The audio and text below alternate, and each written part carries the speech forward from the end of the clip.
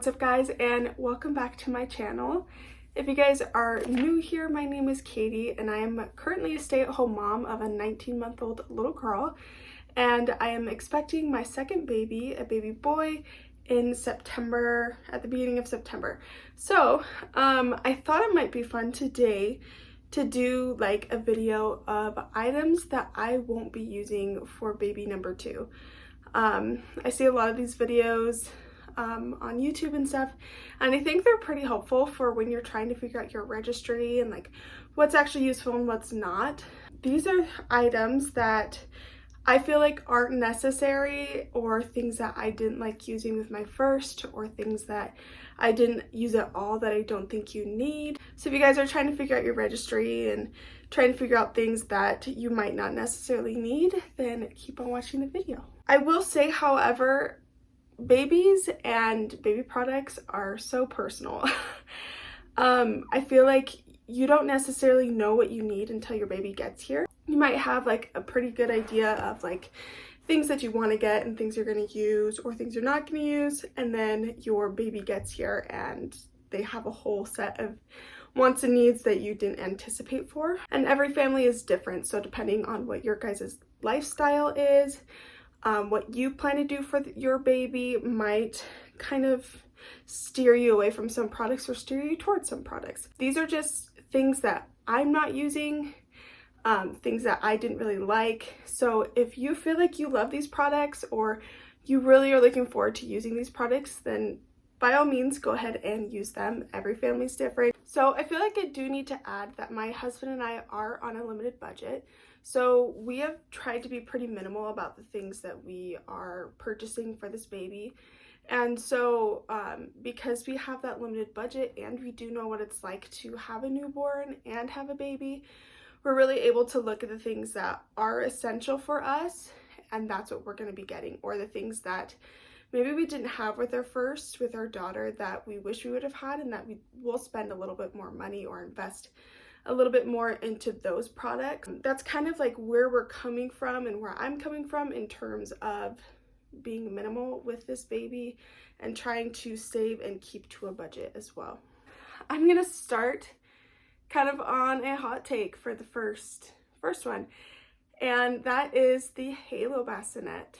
I was so excited with our first. I was like, I'm getting the Halo bassinet. That's the one everybody loves. I want to use that one. And we ended up finding it on Facebook Marketplace for a really good deal. So I'm not like super mad that we, because we didn't spend a lot of money on the Halo bassinet because it can be pretty expensive. So I was so excited with our first, but after a couple months of using it, I said I am not going to be using this again. And it's not necessarily because the product is a bad product. It's a really beautiful product. It works really well if that's what you're wanting and needing, but I felt like for our needs, it just was not like what would have worked best for us. So I ended up co-sleeping with my daughter for about the first 6 months, and then kind of like here or there after that. And what I felt like was an issue is if I had a bassinet that could have been flat with my bed. So if you've seen those like bedside sleepers and they've got like the things that come down and can be flat with your bed, I felt like that would have been so much easier because it would have been pretty much the same thing as co-sleeping, but she would have had her own space. And that was kind of difficult for me with the Halo bassinet, was that I had to reach up over. The Halo bassinet is a beautiful product, and it's really well made. If that's not an issue for you guys, then I don't think you'd have any problems with it. And I've heard so many moms just rave about the Halo bassinet, but for our needs, it just was not what worked. For this baby, we ended up going with, I believe it's called the Evalor bassinet. We did just get it on Prime Day a couple days ago, so it is coming in the mail. And that one is considered more of a bedside sleeper, and so you put it right flush up to your bed, and the side zips down, and you can, breastfeed if you need to.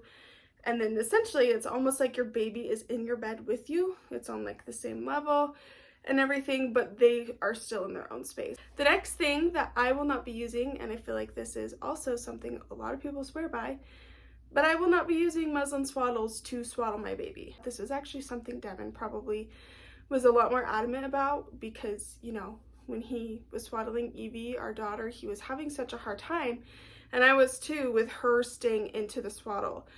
It was because there was no give or anything, so as soon as like she would resist in any way, and she was a super wiggly baby, it just come undone. They're super soft and they're beautiful. Evie uses them now as like her blankets for bed, and she loves them now. But as a newborn, it was not like we weren't really reaching for them like ever. For like the purpose of swaddling, I didn't feel like they were really getting the job done. So we decided, because we had a couple people give us like the like stretchy style swaddles, and we loved those. So for this baby, I have not bought a single muslin swaddle, and I will only be buying the like stretchy kind. The nice thing about muslin swaddles that I will say for newborns is if you're having like a summer baby, or if you're gonna be like it's hot where you guys are at, then they're really nice for like a blanket style, like to use to cover up your baby. And I'm sure I will use some of Evie's muslin swaddles for that purpose, but I'm not going to be buying new ones because I just don't really see the point, because they're not going to be swaddling my baby. This is another one that's probably another hot take, but that is an electric pump. I got an electric pump with our daughter, and I used it probably a handful of 5 times. I did exclusively breastfeed my daughter, and I would pump as I needed to, just because I was, you know, scared of getting mastitis if I didn't clear out my, you know, my milk ducts or whatever. And I wanted to make sure that, you know, I had a freezer stash and I was trying to build supply. So I did pump. I just did not use an electric pump at all.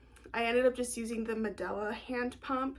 I still have it. That's what I'm going to be using. I don't see a need to get an electric pump. The reason I didn't like it at all is it just like I felt like I had no control over, you know, how fast it went. And I know you can press the buttons, but like it just like almost gave me anxiety because it was just so like, I don't know how to explain it. It just like gave me anxiety because I didn't feel like I had any control over the pump. I wasn't doing it enough where I felt like I needed an electric pump. So maybe if you are exclusively pumping, an electric pump would be better, but for my needs, because I was for the most part only breastfeeding and nursing, I didn't feel like I needed an electric pump. So this is also another breastfeeding item, kind of along the same lines.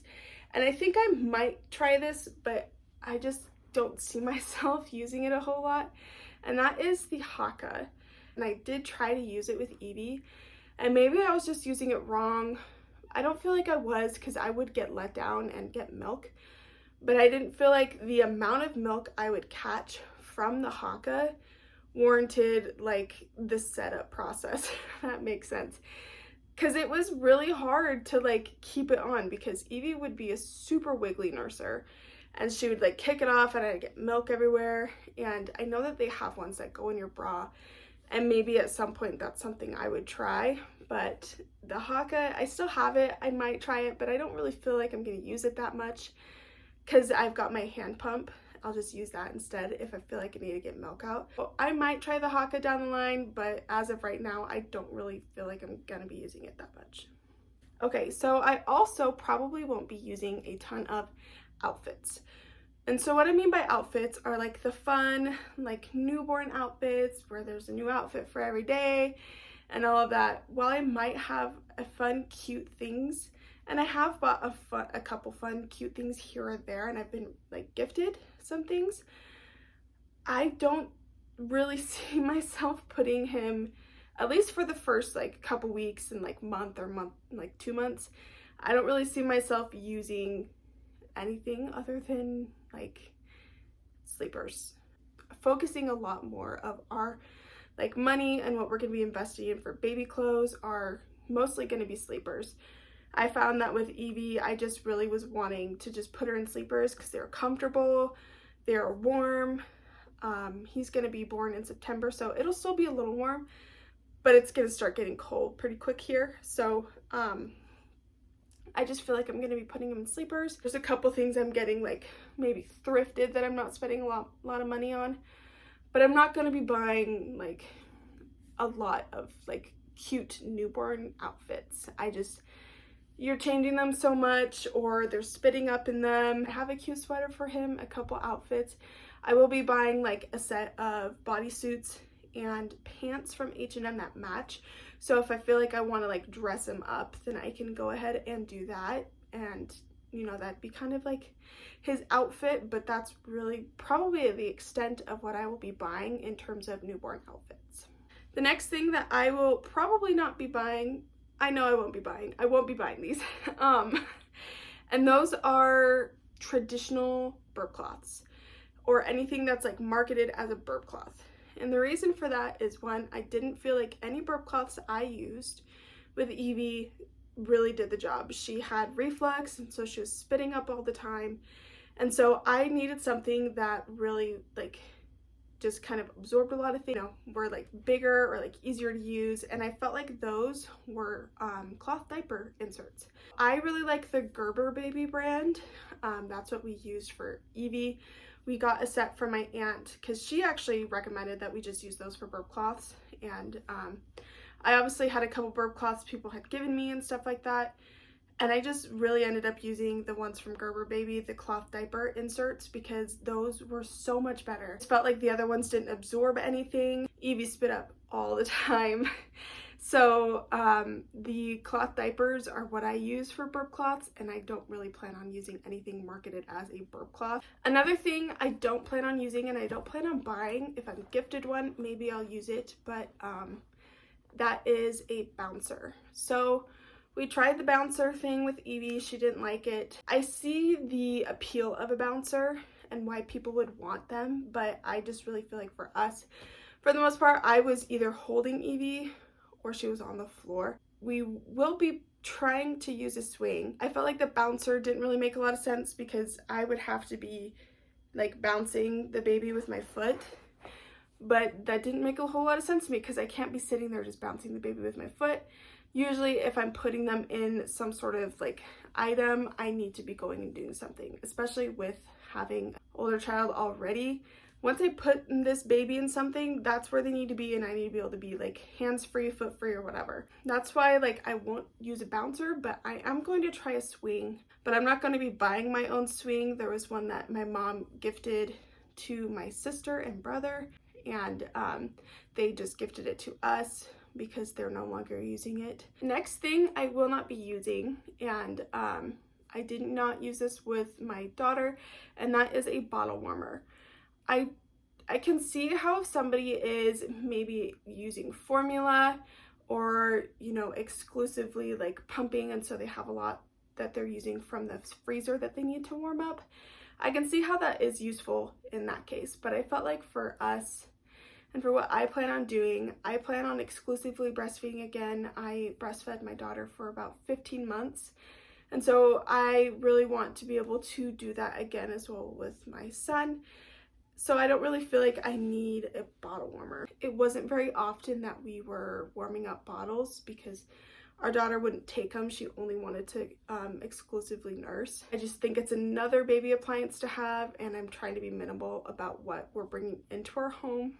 Like I said, it's all based on preference and like what your family needs and like what works best for them. But for us, a bottle warmer is just not something that I think I see us using in the future. The next item that I will not be using is baby powder. And I feel like everybody is kind of trending this way just because of like the recent research that has come out about baby powder. I didn't use baby powder with Evie mainly because I didn't really need to. And then there came a point where I felt like maybe she would have benefited from baby powder. And so I started to do a bunch of research, and talc is really not good for babies to be breathing in. So when you are using baby powder, you're, you know, obviously shaking the bottle and, you know, it gets in the air. I do have talc-free versions of baby powder, but I've still personally never felt comfortable enough for using that on my baby. And I'm not trying to like shame anyone who uses baby powder. Obviously do it for your family, like what works best. But I found a like alternative to using a baby pipette. I don't know how you say the name. They have a cream to powder formula. So it's a bottle, it goes on like a diaper rash cream, and then eventually, as you know, the baby wears the diaper and stuff, it kind of turns into a powder. So I will be using that if I feel like for any reason we need to use baby powder, but I won't be using traditional baby powder with our babies. Hopefully you guys found this helpful. Drop comments below about what you're going to be using. Maybe you have something on this list you want to use for your baby, or maybe there's something else you want to add that you won't be using for your baby. We could just start a conversation in the comments about it. I'll try to do a baby haul in the next couple of weeks. We're having a baby shower next weekend just for family. I figured I would wait until after that to kind of see what we've got from the baby shower, and then I'll show you guys what we bought or what we will continue to purchase or what we plan on purchasing, and just kind of baby items that we like that we'll use for baby number 2. If you guys like the video, feel free to give it a thumbs up or subscribe to my channel if you are not, and I would really appreciate having you join the family. But I hope you guys have a great day, and I will see you in the next video. Bye.